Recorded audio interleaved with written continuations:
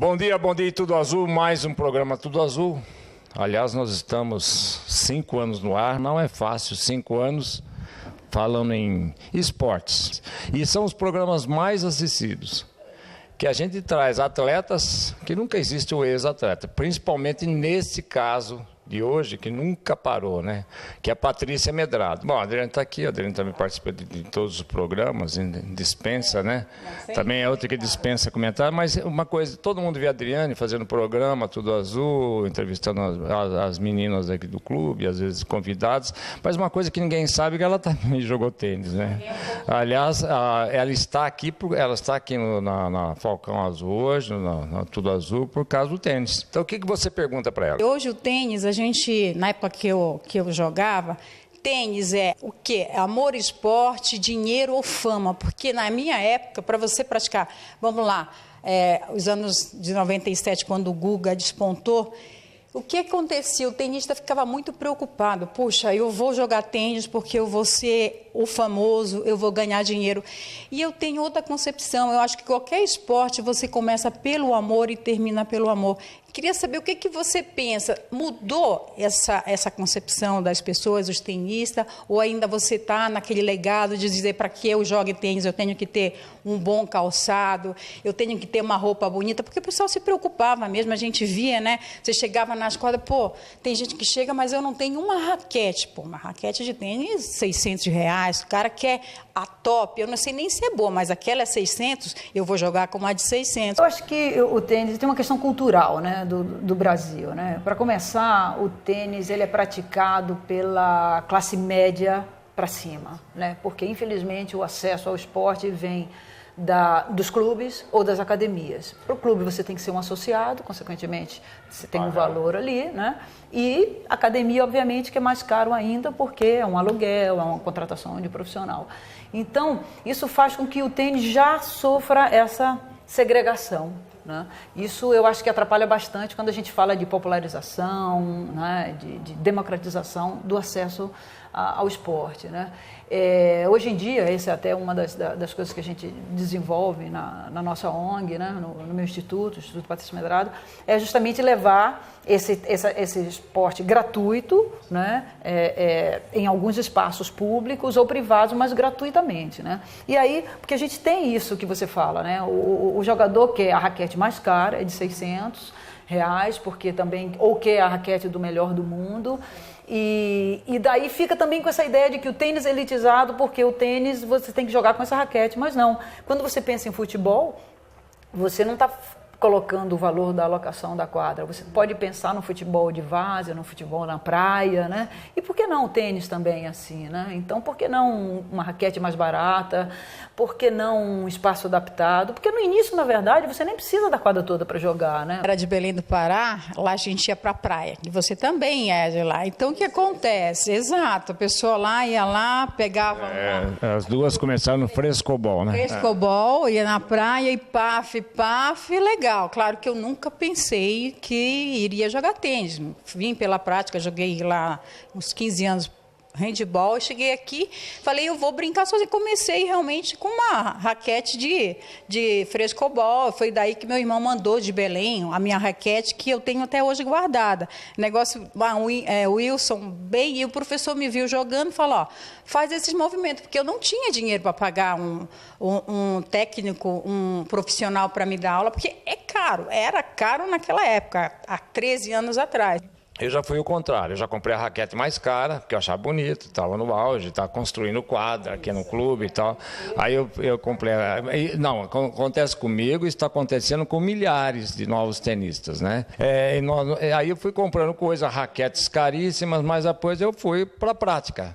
Aí na prática foi um desastre, né? Quando o Givaldo tentou... Todo mundo tentou. Quando eu ia para a esquerda, não saía nada, né? Então, mas aí eu joguei o tênis fora, joguei a raquete fora, encostei tudo. Então, eu estou vendo aqui no clube que acontece muito, mas muito isso, por falta de cultura, de formação, por nós não temos aqui o que você tentou, uma base, e principalmente porque nós não temos cultura dos nossos dirigentes. Toda vez, eu não sei qual a sua experiência, mas toda vez que eu tentei conciliar a parte de organização política, com qualquer tipo de escola, seja ela futebol, seja ela tênis, seja ela vôlei, eu não tive resultados. Porque as pessoas não entendem. Eu não sei se você ultimamente, nos últimos anos, se envolveu com o Clube Escola, né? E eu não sei que retorno que você tem disso. E realmente, eu acho que o retorno a gente vê. Aquelas crianças, algumas dão certo. Então, em 1000, nós tiramos 3 ou 4, já é um grande resultado, já é um resultado muito bom, mas eu não sei se esse é o caminho para o Brasil, porque outros países o caminho não é esse. Esse já é um caminho defasado, já é um caminho muito batido, muito curtido e nunca deu certo, né? O que você acha? Porque hoje nós não temos uma cultura interestadual. Eu acho que os estados deveriam promover um grande trabalho para nós termos grandes atletas. Senão eles vão continuar, nas vésperas de uma Olimpíada, a ficar treinando num ginásio no Rio de Janeiro. E isso daí é uma piada, né?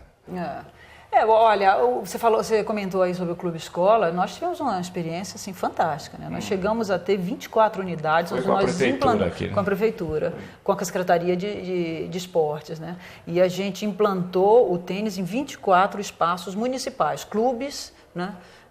Municipais, que tinham alguns com quadras, outros não, a maioria sem quadra, mas conforme eu te falei, a gente foi adaptando, né, quadras poliesportivas, que a gente até pintou com a contribuição e em parceria com a cooperação dos próprios alunos. Nós chegamos a ter 3.200 alunos.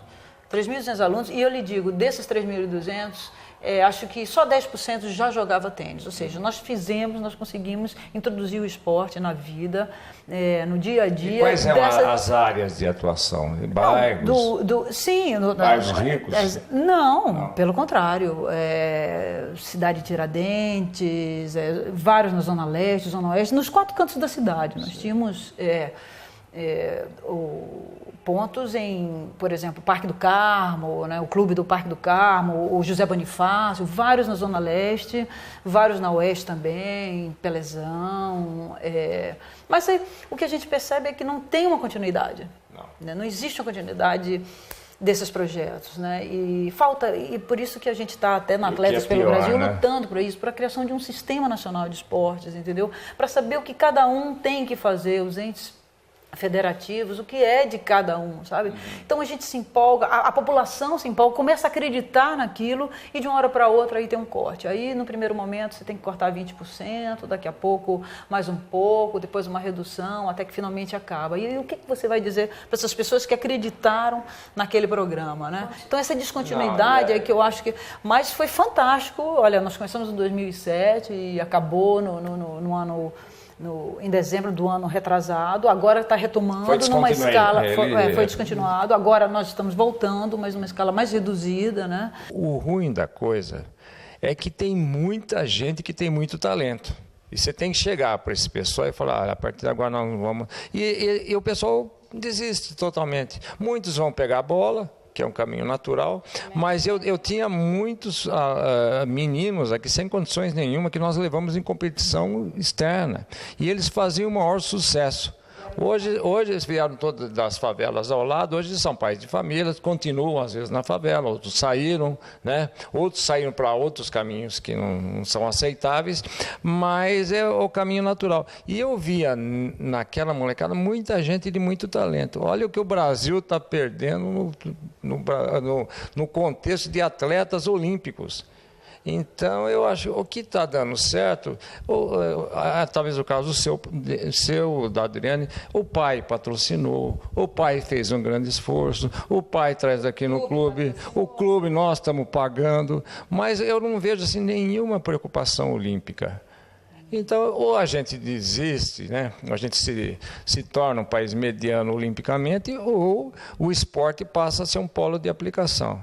Mas se falta água, se falta luz, se falta governabilidade, se falta uma coisa, eu acho que o esporte está ficando cada vez mais abaixo. E nós tivemos auge, quando você explodiu, você viu que o tratamento do esporte era diferente. A mídia era diferente. A mídia não está mostrando o que mostra hoje. E você, bem pouco ou não, mas você era mostrada na televisão, você era referenciada. E hoje, quais são os atletas de tênis que são referenciados? São bons. Olha, eu acho que nessa questão da mídia, eu acho que nós melhoramos muito, né? Porque hoje, antigamente, na minha época, eu tinha um resultado lá fora, que o resultado chegasse aqui. Mas não tinha, a gente já Patrícia. No campeonato seguinte, mas não tinha, não existia. Hoje existe. Eu acho que hoje devia ser muito maior. Exato. O Guga pegou uma época boa, né? O Guga era, né? Ele arrasou, ganhou três Roland Garros, que eu acho um feito, assim, que a gente, tomara que um dia a gente volte a ter, mas é bem difícil, né? Você foi finalista lá várias vezes. Eu não me comparo. Mas você disputou a Pan-Americana, você disputou as grandes pistas, você jogou. Qual foi seu ranking? Eu fui 48ª de simples, foi meu melhor ranking, e 9ª em dupla, né? E fui medalha de prata, em dupla feminina.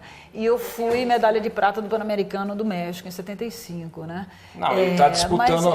Eu, infelizmente, não participei de nenhuma Olimpíadas, porque justamente o tênis foi banido das Olimpíadas por 64 anos, né? Quando ele voltou como modalidade exibição, em Los Angeles.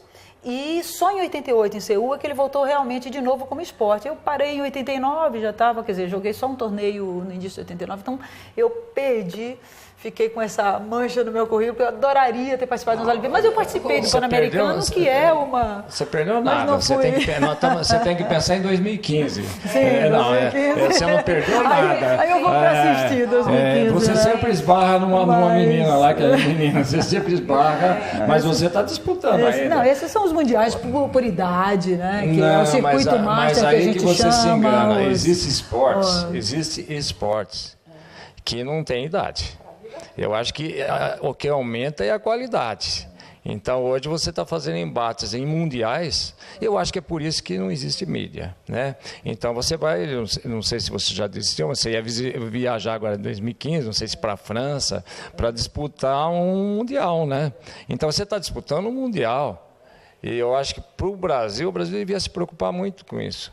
Eu te garanto que se fosse um atleta que viesse fazer o Master dos Estados Unidos para cá, eles estavam dando maiores notícias lá. Eles não se preocupam muito. E tênis, é aquilo que você falou, tênis tem classes e tem idades. E você está disputando um Mundial pelo Brasil. Puxa vida, nós temos que reverenciar você ainda mais.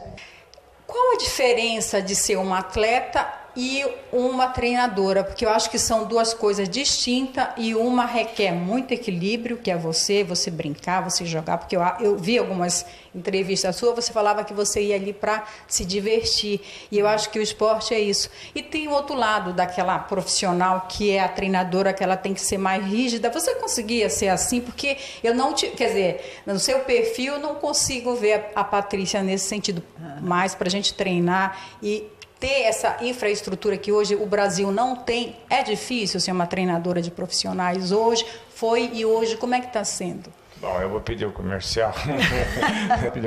Você fala e também fala por que muitos professores de educação física são treinadores hoje, né, sem ter o mínimo conhecimento. Até já.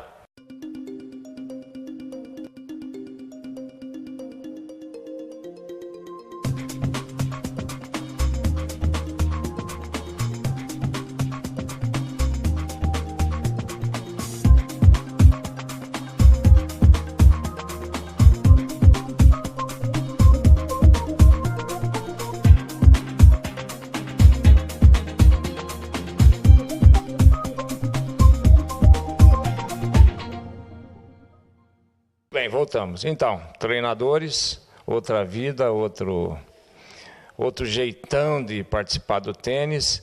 E agora tem muita gente que entra como treinador, né? É mais fácil entrar como treinador? Então, é interessante isso, viu? Porque parece tão próximo, né? O jogador que depois se torna treinador. Mas é interessante que tem aí uma dicotomia particular, né? Porque você, como jogador, como jogadora, né?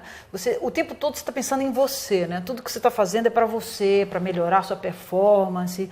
Então, é até meio egocêntrico, né? O jogador, ele tem que cuidar deles, ele tem que se fortalecer mentalmente, ele tem que pensar em tudo, né? Na alimentação, no treino.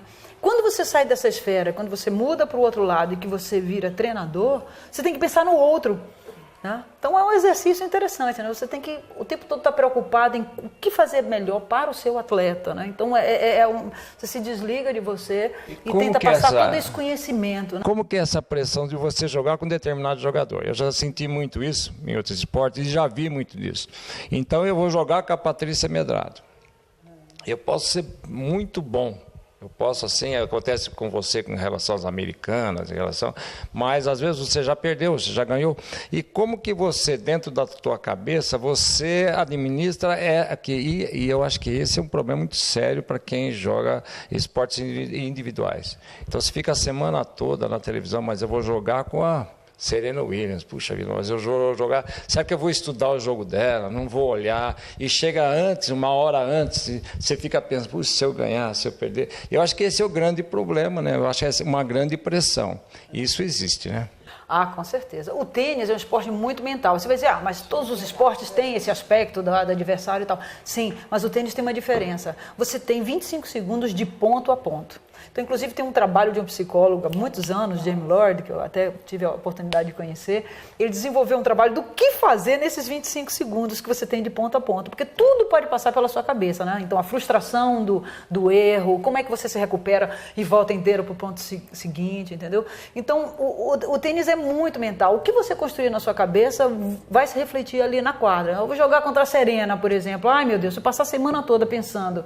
A semana não, você nem sabe como, né? Se for numa segunda rodada, ela tem que ganhar, você também, mas enfim, você tem aí um tempo, um dia ou mais, e se eu começar a construir na minha cabeça que ela é um monstro, eu vou já entrar derrotado. Além disso, por exemplo, eu perguntei você como atleta e como uma treinadora, porém, eu quando era atleta, que eu ainda dou minha raquetada, vou começar de novo, hein, Patrícia?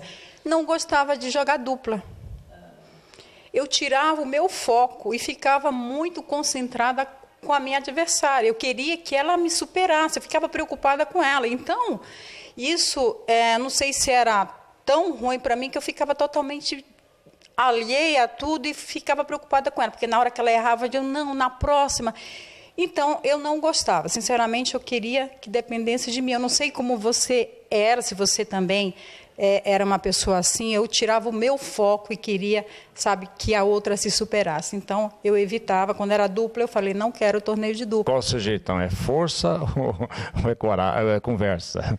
Olha, eu gosto muito de jogar dupla, né? Embora eu preferisse jogar simples mesmo, né? Mas eu tive excelentes resultados, porque eu tive uma parceira, que é a Cláudia Monteiro, minha parceira, amiga. Ela hoje em dia mora nos Estados Unidos, é head pro de um clube bem bacana em Santa Fé, Novo México. E nós nos dávamos muito bem na quadra. Então, porque a dupla, o fundamental da dupla é o entrosamento, né, entre os parceiros, né? Então, ela tinha uma característica diferente da minha, e aí a gente se complementava bem. Então, teve uma época que nós arrasamos, nós chegamos a disputar o Master, nós ficamos entre as 8, na verdade nós éramos a 9ª dupla do mundo, mas nós entramos no Master de dupla, que só 8 duplas participam, porque uma das duplas, uma das jogadoras teve um problema, teve que se retirar. Então nós fomos para o Japão para jogar. Então foi um auge assim na nossa carreira, e era muito divertido, a gente comemorava mais, você relaxava um pouco mais, embora o jogo também seja tão equilibrado e tenso quanto a simples, porque na dupla 2 pontinhos já pode mudar tudo, né? Hoje você está se preparando, você falou, Adri, vamos me preparar agora para a França em 2015. Você tem patrocinadores ou você fala, não, eu treino só, eu pago o meu personal, ou então meu treinador, que é difícil, né? Jogo que camisa do Brasil. Não, eu jogo com a minha camisa, porque eu não sinto que eu estou representando o Brasil, eu estou me representando, porque o Brasil... Qual é a ajuda governamental em cima disso? Absolutamente nenhuma. Eu tenho, assim, títulos inéditos nessa categoria. Eu já sou tetracampeã mundial, né? Eu ganhei na Áustria, ganhei na Alemanha, ganhei na África do Sul e ganhei na Espanha. Você tem noção, a nível de Brasil, quanto você custa, assim... Quando o Brasil devia prestigiar você, porque hoje é a internet. Hoje a internet é no mundo todo. E você não tem a dúvida que esses torneios vão pessoas famosíssimas de todos os países. E você não está jogando com nenhum jogador desconhecido. Você já chegou a pensar Quantas vezes você leva o nome do Brasil, principalmente na internet, quantas vezes se toca o nome de Patrícia Medrado nos países do mundo inteiro, e você chega aqui no Brasil e o pessoal não dá a mínima. Não é um pouco revoltante isso? É porque é uma realidade. Eu estava nos Estados Unidos, eu vi muitas vezes brasileiro falando de tal, brasileiro. Eles dão muita importância para isso. Eles noticiam tudo, até jogo de baralho, esse negócio de pôquer. O jogador de pôquer tem uma fama incrível lá. Aqui no Brasil, não conhece nem o jogo. Lamentavelmente, eu tenho que te dizer que a situação com relação ao tratamento que é dado a essa categoria Master tem piorado.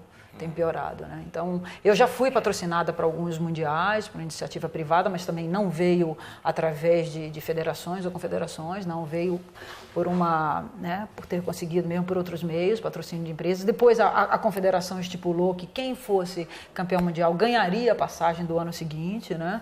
Aí mudança de presidente e tudo mais. Infelizmente, hoje em dia, a confederação não se interessa por esse tema, né? E o chato é que o Mundial ele é realizado em 2 semanas. A primeira semana é um jogo de equipe, onde existe uma representação de países. Então, vão jogadores da Argentina, Brasil, Estados Unidos, tudo mais. E aí é que deveria haver realmente um empenho maior das confederações, né? E na semana seguinte é o individual. Aí você representa você mesmo, né? Você é do Brasil, tem sempre escrito ali Brava, né? Mas é você. Só que essa primeira semana, onde a gente poderia ter uma representatividade grande, e que a Argentina, que está numa situação, né, o tênis argentino sempre teve menos verba que o nosso esporte argentino sempre teve, manda lá seus representantes. Estados Unidos está sempre lá ganhando tudo. Você tem um patrocinador para sair, para viajar ou não? Eu não tenho. Eu, aliás, nem vou atrás, né? Porque em face dessa situação. Não, porque desde que eu me entendo como tenista, que eu estou atrás de patrocínio, né? Então, quando eu comecei em Salvador, na Associação Atlética da Bahia, minha primeira viagem, ajudava outro, depois eu fui patrocinada um ano. Seu pai também não tinha dinheiro para te patrocinar, como hoje dizem que o tenista só vai além quando tem um pai e uma mãe que patrocine, porque o esporte é caro. Não, meu pai, eu lembro, a primeira oportunidade que eu tive para os Estados Unidos, ele me disse, olha, para mandar você, eu tenho que mandar a sua irmã. Minha irmã nem jogava, mas era uma injustiça de pai, né? E eu falei, não tem problema, ao invés de ir para os Estados Unidos, fui para o Rio. Mas a vida apronta pra gente, né? Então eu fui para o Rio nessa semana anterior ao torneio que eu queria jogar lá. E aí fui bem num torneio no Rio, ganhei na ocasião da melhor tenista brasileira de adulto, eu ainda era juvenil, eu tinha 15, 16 anos, ganhei dela, fui para a final do torneio, perdi de uma chilena, mas aí um dono de uma agência de turismo me viu jogar, ficou sabendo que eu não estava indo para esse torneio, falou, eu dou a passagem para ela. E daí, meus pais, pelo menos também não me impediram de ir, fui sozinha, um pouco atrasada da delegação brasileira, fui lá, joguei esse campeonato, foi aí que começou essa minha vida eu gostei de estar lá, procurei mais um torneio e obviamente que nunca abandonei os estudos, porque meu pai era sociólogo, então sempre me puxou para isso.